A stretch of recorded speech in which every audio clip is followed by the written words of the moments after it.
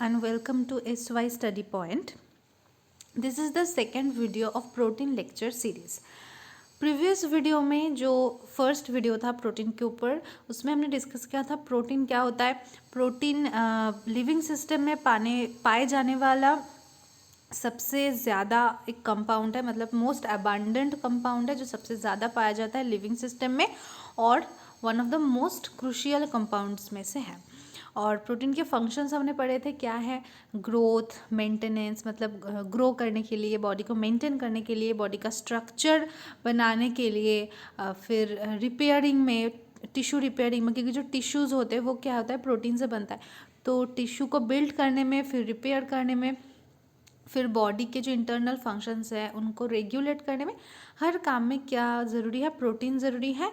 और प्रोटीन हमारी बॉडी में भी बनता है और फिर हमें उसे बाहर से भी इनटेक करना पड़ता है। फिर जो एक्सेस प्रोटीन होता है, मतलब इन सारे काम को करने के बाद अगर प्रोटीन एक्सेस होता है तभी वो क्या होता है, एनर्जी के लिए बॉडी उसे यूज़ करता है। प्राइमरीली उसे एनर्जी के लिए यूज़ नहीं करता, प्रोटीन को स्पेयर किया जाता है। फिर हमने पढ़ा था कि प्रोटीन क्या है, पॉलीमर है एमिनो एसिड का।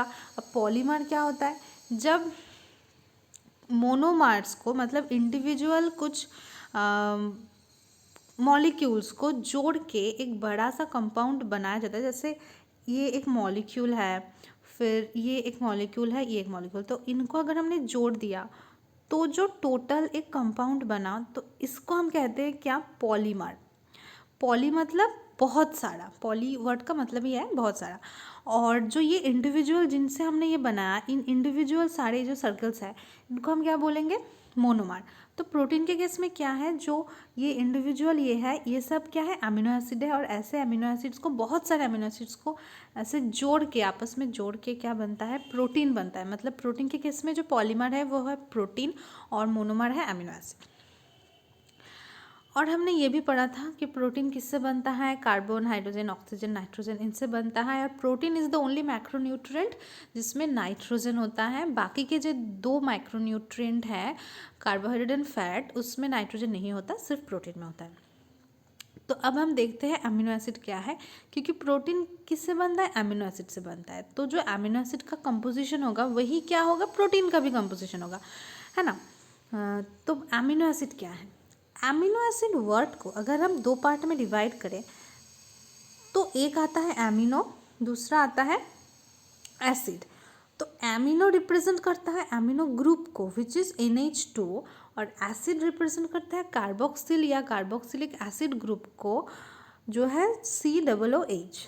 तो इन दो ग्रुप क्या होता है, एमिनो एसिड मॉलिक्यूल में प्रेजेंट होता है, इसलिए हम उसे क्या बोलते हैं, एमिनो एसिड बोलते हैं। एमिनो ग्रुप भी होता है, कार्बोक्सिल ग्रुप भी होता है। तो एमिनो एसिड क्या है, organic compound having an amino group, a carboxyl group, a hydrogen atom and a side chain और साइड ग्रुप। तो हम जनरल स्ट्रक्चर देख लेते हैं एमिनो एसिड का। उसमें क्या बोला है, एमिनो एसिड क्या है, ऑर्गेनिक कंपाउंड है। तो उसमें क्या होंगे, कार्बन होंगे, और कार्बन बहुत सारे अलग अलग ग्रुप या एटम्स के साथ क्या होगा, उसका बॉन्डिंग होगा। तो सेंट्रली जो है कार्बन है, C से कार्बन रिप्रेजेंटेड होता है। तो सेंट्रली क्या है, कार्बन एटम है, और उसके साथ जो हमने क्या बोला, एमिनो ग्रुप होने चाहिए, NH2 है, कार्बोक्सिल ग्रुप होने चाहिए, COOH है, और एक हाइड्रोजन एटम होगा। ये तीनों अमीनो एसिड में होगा ही होगा, एमिनो ग्रुप, कार्बोक्सिल ग्रुप और हाइड्रोजन एटम।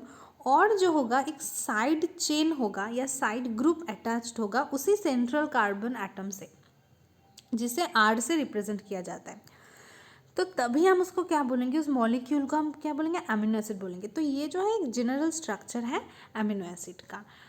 तो अमीनो एसिड, अगर कोई भी अमीनो एसिड है तो उसमें अमीनो ग्रुप हो गया, कार्बोक्सिल हो गया, हाइड्रोजन हो गया, ये तो सेंट्रल कार्बन एटम से अटैच्ड होगा ही, उसके साथ एक R ग्रुप अटैच्ड होगा। So that is general structure. और ये जो अल्फा, ये जो सेंट्रल कार्बन है, इसको क्या बोलते हैं, अल्फा कार्बन भी बोलते हैं, या फिर अल्फा अमीनो एसिड बोला जाता है, क्योंकि ये जो अमीनो एसिड में सेंट्रल कार्बन है इसके साथ NH2 और COOH ग्रुप जुड़ा हुआ होता है, तो इसे बोलते हैं अल्फा कार्बन। तो अमीनो एसिड को क्या बोलते हैं? Alpha amino acid. फिर आते हैं हम एक अमीनो एसिड जो कि है ग्लाइसिन के स्ट्रक्चर में। ये सबसे सिंपलेस्ट अमीनो एसिड है, सबसे एकदम सरल जो अमीनो एसिड है वो है ग्लाइसिन। तो हमने क्या देखा कि स्ट्रक्चर में क्या होगा? अमीनो ग्रुप होगा, कार्बोक्सिल होगा, हाइड्रोजन होगा जो कि सेंट्रल कार्बन एटम से जुड़ा हुआ होगा। देखिए इसमें भी है। और क्या होगा? एक आर ग्रुप होगा।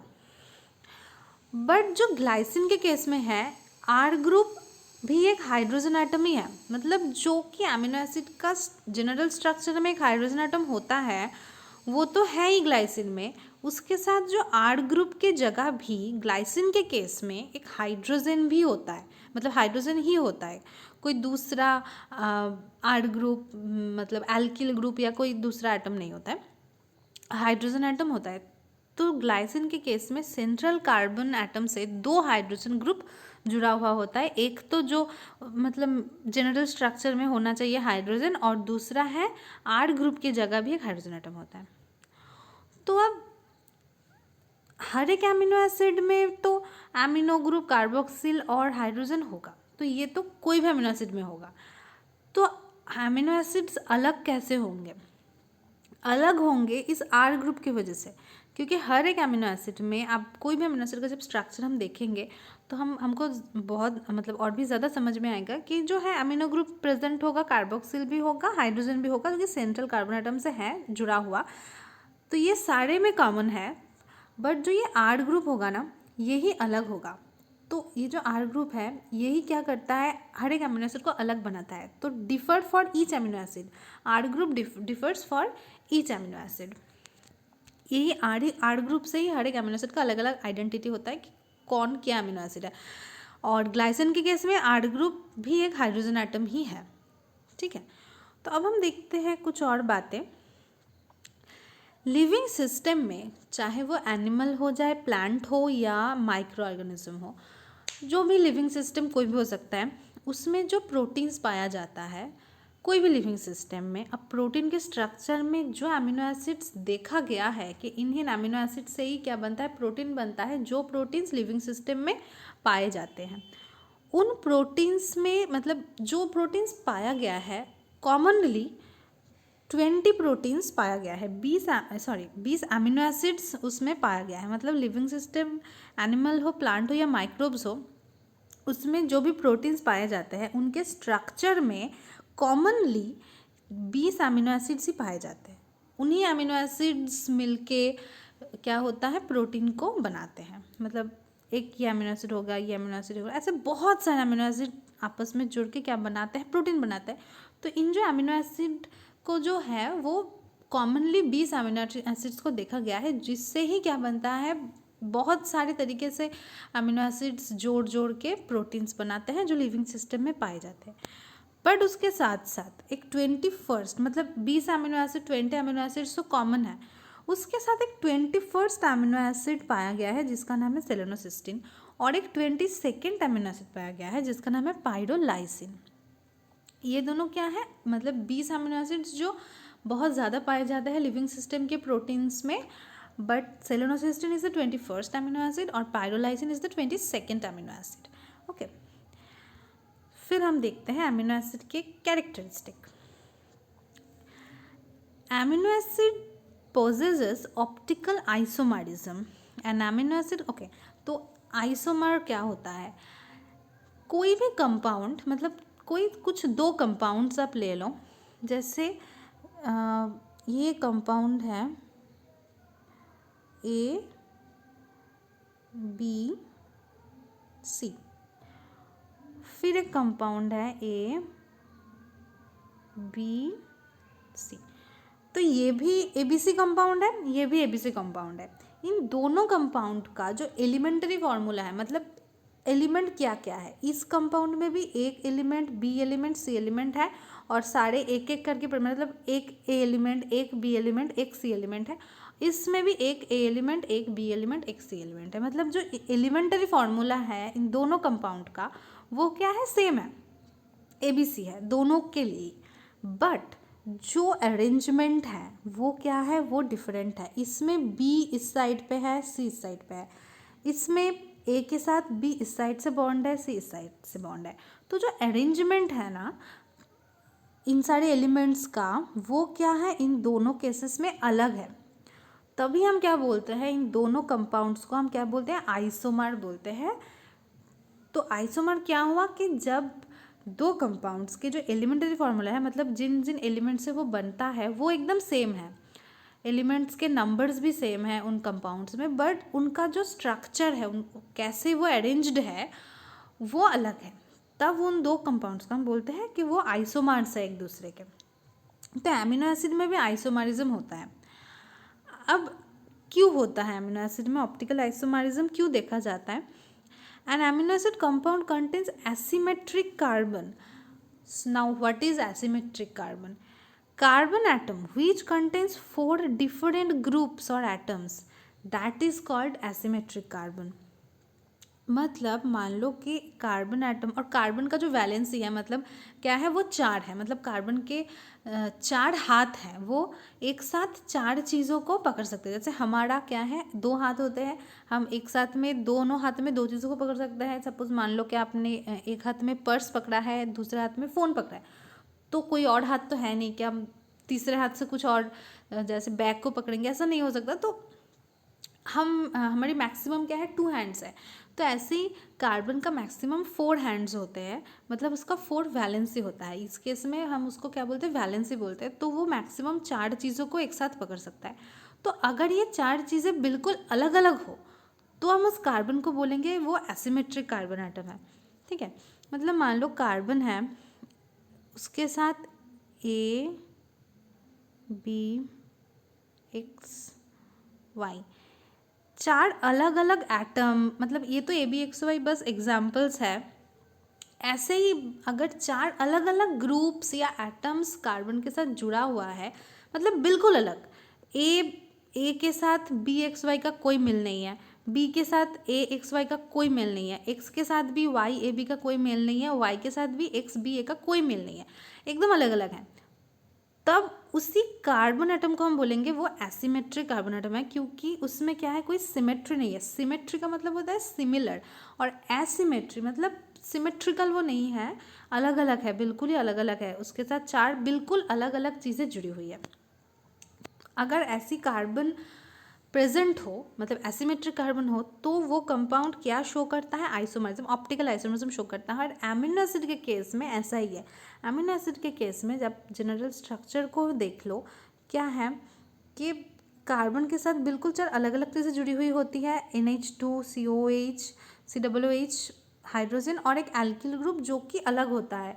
ये मिथाइल ग्रुप जैसे CH3 हो सकता है, इथाइल ग्रुप हो सकता है, या कोई भी अलग चीज़ हो सकती है। मतलब ये चारों चीज़ें बिल्कुल अलग अलग है, तो ये कार्बन क्या हो गया, एसिमेट्रिक हो गया। तो एमिनो एसिड में क्या होता है, एसिमेट्रिक कार्बन प्रेजेंट होता है। तो इसलिए एमिनो एसिड क्या शो करता है, ऑप्टिकल आइसोमरिज्म शो करता है, but except glycine, except glycine, क्योंकि ग्लाइसिन में क्या है, एसिमेट्रिक कार्बन नहीं है। नोटिस, ग्लाइसिन में एसिमेट्रिक कार्बन नहीं है, क्योंकि ग्लाइसिन में जो R है वो भी तो H ही है। तो क्या हो गया, ये भी H ये भी H, तो 2 सेम हो गए, तो 4 बिल्कुल अलग चीज़ें तो नहीं हुई। तो इसमें जो कार्बन है ये एसिमेट्रिक नहीं है। इसलिए एक्सेप्ट ग्लाइसिन, ग्लाइसिन को छोड़ के जो सारे एमिनो एसिड्स है उसमें क्या होता है, ऑप्टिकल आइसोमरिज्म होता है। मतलब उनका 2 फॉर्म्स होते हैं, एक कैपिटल D फॉर्म, एक कैपिटल L फॉर्म, जिनका क्या होगा, एलिमेंटरी फार्मूला तो सेम ही होगा, बट उसका स्ट्रक्चर अलग होगा। जैसे आप देखो, इसमें कार्बन के साथ COOH है, R है, इसमें भी COOH है, R है, बट इसमें H जो है, हाइड्रोजन जो है वो लेफ्ट में है, NH2 क्या है, राइट में है, और L में NH2 है लेफ्ट में और H है राइट में। तो अगर हाइड्रोजन क्या हो, लेफ्ट में हो, तो हम उसे क्या बोलते हैं, D, मतलब कैपिटल D फॉर्म। और अगर हाइड्रोजन क्या हो, राइट में हो, तो हम उसे बोलेंगे कैपिटल L। और ये जो स्ट्रक्चर है, मतलब ये D amino acid L amino acid का, ये ग्लिसरॉल्डिहाइड स्ट्रक्चर पे बेस्ड है। वो उसका स्ट्रक्चर यहाँ पे नहीं दिया हुआ है। मतलब उसमें क्या होता है, उसमें NH2 की जगह होता है OH, मतलब NH2 की जगह होता है OH। तो ग्लिसरल्डिहाइड में मतलब बाकी के भी अलग होते हैं स्ट्रक्चर, मतलब मैं बस डी और एल के लिए बोल रही हूँ। उसमें एच क्या होता है, लेफ्ट में होता है और ओ एच राइट में होता है, तभी हम उसे बोलते हैं कैपिटल डी फॉर्म। और एल में ओ एच लेफ्ट में होता है और एच राइट में होता है, तो हम उसे बोलते हैं एल फॉर्म। तो उसी के अकॉर्डिंग एमिनो एसिड का भी डी और एल है। अब एमिनो एसिड में तो ओ एच नहीं है, एमिनो एसिड में क्या है, NH2 है। तो अगर जो हाइड्रोजन है वो तो सेम है दोनों में ही, वो अगर हाइड्रोजन अगर लेफ्ट में हो तो उसे हम कैपिटल डी बोलते हैं और NH2 राइट में है, और हाइड्रोजन राइट में है और NH2 क्या है, लेफ्ट में, so that is capital L form. तो ये हो गया एमिनो एसिड का आइसोमर भी होता है।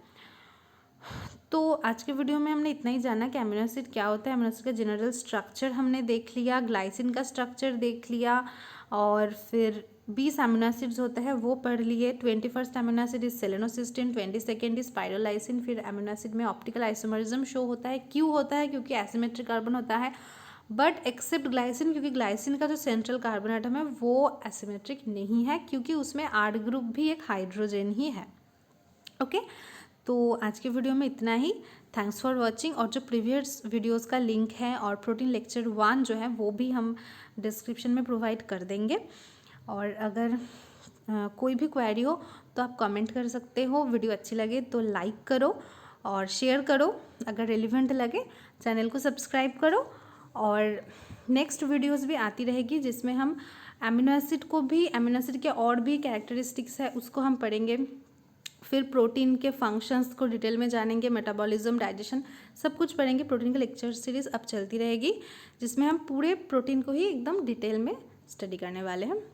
So thank you so much, thanks for watching.